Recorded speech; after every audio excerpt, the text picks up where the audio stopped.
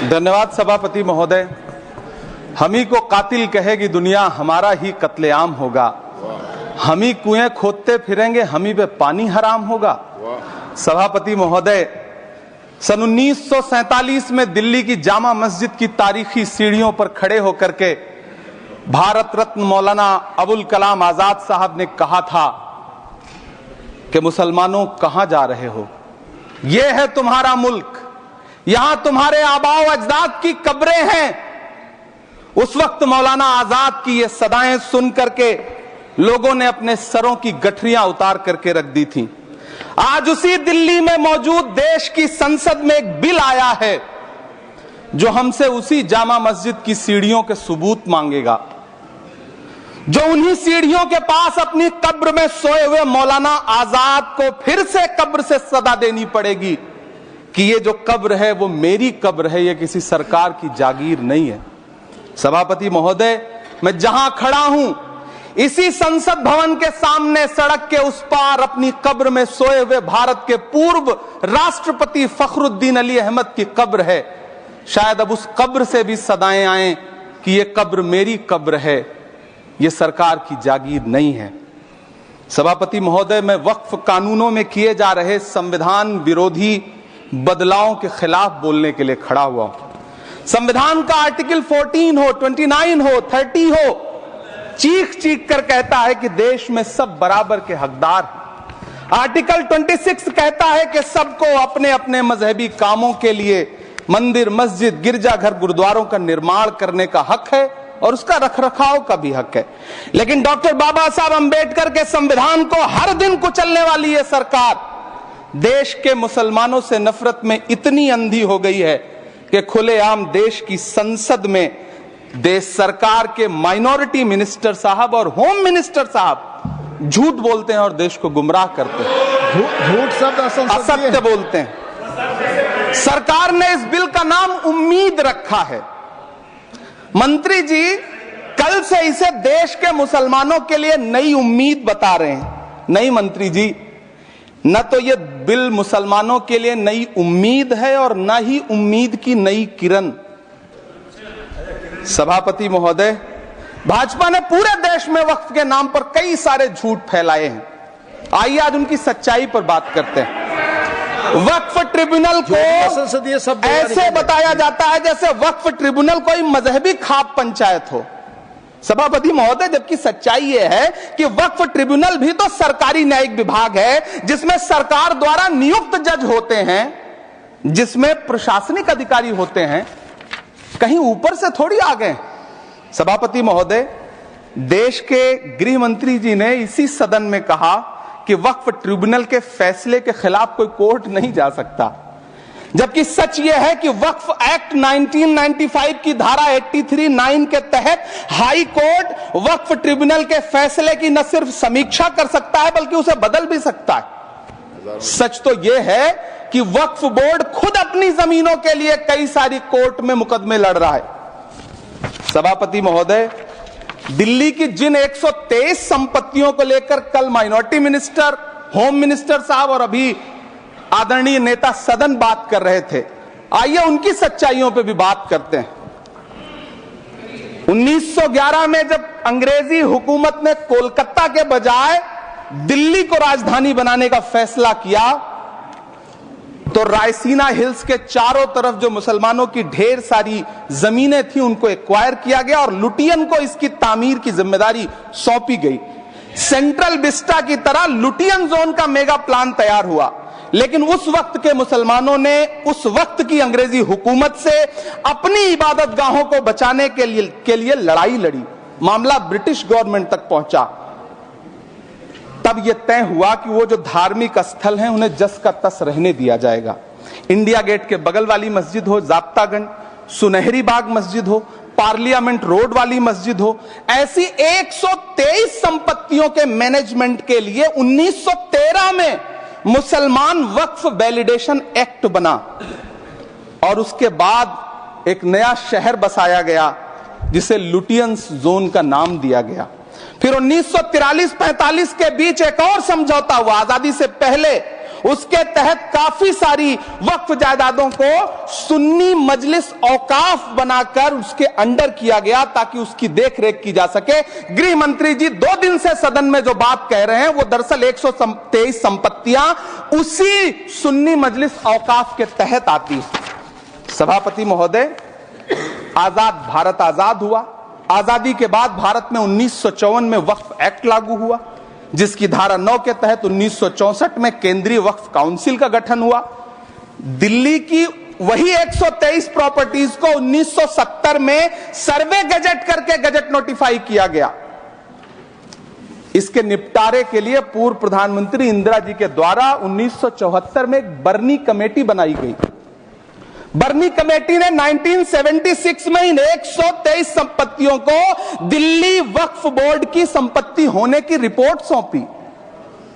उस रिपोर्ट के आधार पर 1984 में कांग्रेस सरकार ने उन 123 प्रॉपर्टीज को दिल्ली वक्फ बोर्ड को सौंपने का फैसला किया, जिसके खिलाफ विश्व हिंदू परिषद कोर्ट गई। मामला 2011 तक पेंडिंग रहा। फिर 2011 में कोर्ट ने सरकार को आदेशित किया कि इसका निपटारा करो।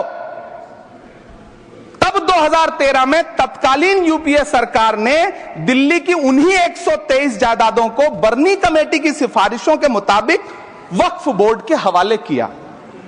यही वो प्रॉपर्टीज हैं जिनके नाम से गृह मंत्री जी कल से कांग्रेस को कोस रहे हैं। फिर आई 2014 में भाजपा की सरकार, जो तब से इन जमीनों को हड़पने की साजिश कर रही है। जिस बिल को मुसलमानों के हुकूक की हिफाजत करने वाला बिल बताया जा रहा है, उसी को पेश करने के लिए और उस पर बात करने के लिए लोकसभा में भाजपा सरकार के पास एक भी मुस्लिम सांसद नहीं है। जिस वक्त, मैं लोकसभा कह रहा हूं, सुना करिए, जिस वक्फ बिल को मुस्लिम महिलाओं को हक दिलाने वाला बताया जा रहा है, उसे संसद में पेश करने वाली पार्टी के पास न तो राज्यसभा में, न लोकसभा में, न देश की किसी विधानसभा में एक भी मुस्लिम महिला सदस्य नहीं। कल किरण रिजिजू जी कह रहे थे कि रेलवे की जमीनें देश की जमीनें हैं, डिफेंस की जमीनें देश की जमीनें हैं। हां मंत्री जी, हैं, बिल्कुल हैं। ये जो वक्फ की जमीनें हैं, ये हमारे पुरखों ने धार्मिक कामों के लिए डोनेट किया है। तो हम भी तो इसी देश के नागरिक हैं, हम भी तो इसी देश के बेटे हैं। तो वक्फ की जमीनें भी तो इसी देश की जमीनें हैं, उनको पराया क्यों बोलते हैं आप?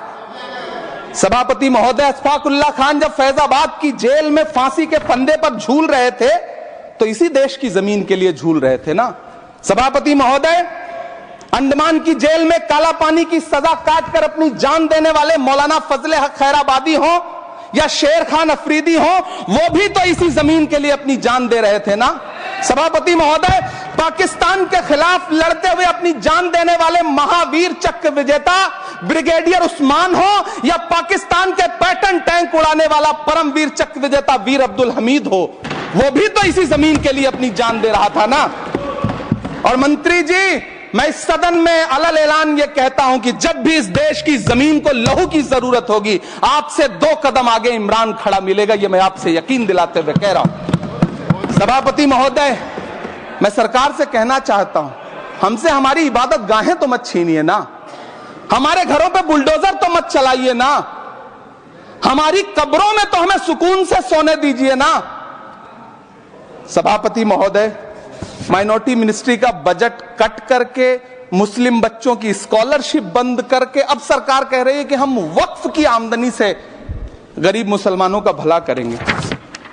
गुजरात की बेटी बिल्किस के बलात्कारियों की रिहाई के बाद उन्हें माला पहनाने वाली लोगों के नेता ये कह रहे हैं कि यह बिल मुस्लिम महिलाओं को उनका हक दिलाएगा। धन्यवाद मोदी जी, क्या बढ़िया सौगातें मोदी दे रहे हैं आप। पहले हमें गुजराते मोदी दिया, आप सौगातें मोदी दे रहे हैं। लेकिन यह सरकार इतना याद रखे कि इसी ठसक के साथ देश की संसद में सीए का कानून भी लाया गया था और कहा गया था बड़े बड़े भाषण दे करके कि पड़ोसी देशों से हिंदू भाइयों को ला करके यहां नागरिकता दी जाएगी। लेकिन मैं आपके संज्ञान में लाता हूं सर कि पिछले इतने दिनों में इनसे नागरिकता लेने के लिए 2000 व्यक्ति भी नहीं आए, जबकि इसके उलट इन्हीं की सरकार में पिछले 10 साल में 15 लाख से ज्यादा भारतीयों ने भारत की नागरिकता छोड़ करके दूसरे देश में जाकर के बस गए। यह हुआ उस कानून का अंजाम। सभापति महोदय, इसी तरह की जिद के साथ किसानों के खिलाफ भी कानून लाए गए थे। जिस तरह आज वक्फ के फायदे गिनाए जा रहे हैं, उसी तरह से किसानों को भी कृषि कानूनों के फायदे गिनाए गए थे। लेकिन अंजाम क्या हुआ? 700 किसानों की शहादत लेने के बाद सरकार को अन्नदाता किसानों के सामने घुटने टेकने पड़े और कृषि कानून वापस लेने पड़े। जिल्ले इलाही, जमहूरियत जो है वो नफरत और ठसक से नहीं चलती है, अकड़ से नहीं चलती है। उसमें सबकी हिस्सेदारी जरूरी है। कल देश के माइनॉरिटी मिनिस्टर ने लोकसभा में खड़े होकर एक शेर सुनाया था कि मुझसे कोई बदगुमान न हो, तो मैं उन्हें एक शेर सुनाना चाहता हूं कि मैं आज जद पे हूं तो इतना खुशगुमान न हो, मैं आज जद पे हूं तो इतना खुशगुमान न हो, चराग सबके बुझेंगे हवा किसी की नहीं।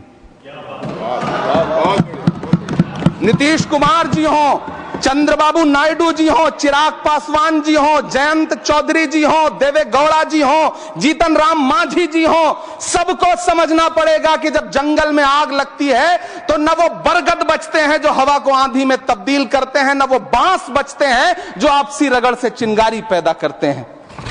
सभापति महोदय, जब देश को मनमोहन सिंह साहब जैसा काबिल प्रधानमंत्री मिलता है तो देश को आरटीआई जैसा एक्ट मिलता है, सेज जैसा एक्ट मिलता है, मनरेगा जैसा एक्ट मिलता है, लिबरलाइजेशन मिलता है, राइट टू एजुकेशन मिलता है, नेशनल फूड सिक्योरिटी एक्ट मिलता है।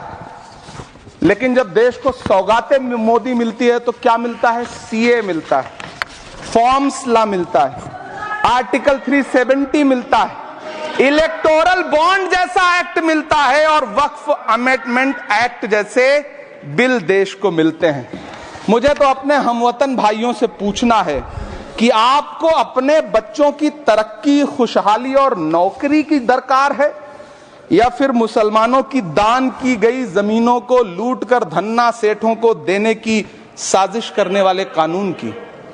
सभापति महोदय, यह सरकार रात के 3 बजे तक पूरे देश को जगा करके संसद में अपने ही नागरिकों को नीचा दिखाने के लिए वक्फ बिल ला रही थी, तो उधर रात के 1:30 बजे अमेरिका हम पर 26% टैरिफ लगा रहा था। सरकार की प्राथमिकताएं देश को पता।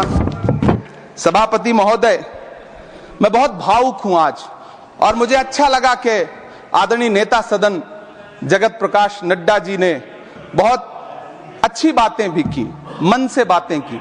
क्योंकि उनके नाम में प्रकाश जुड़ा है तो मैं उनमें हमेशा एक रोशनी की किरण देखता हूं। मैं उनके सामने बहुत अदब से ये बात कहना चाहता हूं कि चिरागों के सफर में दबदबा हो आंधियों का तो फिर अंजाम जुल्मत के सिवा कुछ भी नहीं होगा। ये दुनिया नफरतों के आखिरी स्टेज पर है, इलाज इसका मोहब्बत के सिवा कुछ भी नहीं होगा। मैं भावुक हूं, मेरी पलकें गीली हैं। अगर देश की एक बहुत बड़ी आबादी को लगता है कि आप उसका भला करने के लिए नहीं बल्कि उनकी इबादतगाहों, उनकी कब्रिस्तानों, उनकी खानकाहों को बर्बाद करने का बिल ला रहे हैं, तो फिर आप अगर समझाने में नाकामयाब रहे हैं तो यह आपकी नाकामयाबी है। पहले समझाइए, उसके बाद कोई बिल लेकर के आइए, तब शायद हम आपका इतनी पुरजोर तरीके से विरोध ना करें। लेकिन सभापति महोदय, मैं अंत में सिर्फ इतना कहना चाहता हूं कि इस बिल में जो भी पॉइंट्स दिए गए हैं, बॉम्सी पोर्टल देख लीजिए, सरकार का झूठ आपको पकड़ में आ जाएगा। हम डरे नहीं हैं, हम सिर्फ सरकार से अपील कर रहे हैं कि हमें अपना समझिए। हम आपके अपने हैं, इस देश के नागरिक हैं और आप ताकत में हैं। संख्या बल के आधार पर बिल हो सकता है आप पास करा ले, लेकिन आपको यह बात समझनी पड़ेगी कि हम तो वो तारीख हैं, जहनों में रहना है जिसे, कागजी पुर्जे नहीं जो फाड़ डाले जाएंगे। जिस जमीन पर मैं खड़ा हूं ये मेरी पहचान है। आप आंधी हैं तो क्या मुझको उड़ा ले जाएंगे? आपको यह बात समझनी पड़ेगी। आपको अगर इतना विपक्ष की तरफ से पहले जेपीसी में इतने सारे पॉइंट्स आए और उसके बाद कल से लोकसभा में और राज्यसभा में सुझाव आप सुनने को तैयार नहीं है, लोगों की शंका को दूर करने के बारे में आप बिल्कुल सोच नहीं रहे, बस आप कह रहे हैं यह बिल उम्मीद की नई किरण है। नहीं साहब, इसे भले किरण जी लेके आए हैं, लेकिन ये उम्मीद की नहीं बल्कि नाउम्मीदी की किरण है। और इस देश की एक बहुत बड़ी आबादी इस बात से खदशे में है, शक में है कि आप सीधे उनकी जमीनों को लूट करके धन्ना सेठों को बेचना चाहते हैं। मेरी अब भी आपसे अपील है कि इस बिल को वापस लीजिए। यह बिल कहीं से आपके अपने नागरिकों के लिए अच्छा नहीं है। यह बिल सिर्फ इस देश के मुसलमानों को नीचा दिखाने का और अपने एक ऐसे मतदाता वर्ग को खुश करने का बिल है जिनको इस बिल के पास हो जाने से कुछ मिलेगा भी नहीं। लेकिन आप एक नैरेटिव देना चाहते हैं, एक मैसेज देना चाहते हैं। मेरी आपसे अपील है कि कृपया ये जो सबका साथ सबका विकास का नारा है, इस नारे को रत्ती भर तो चरित्रार्थ कर दीजिए।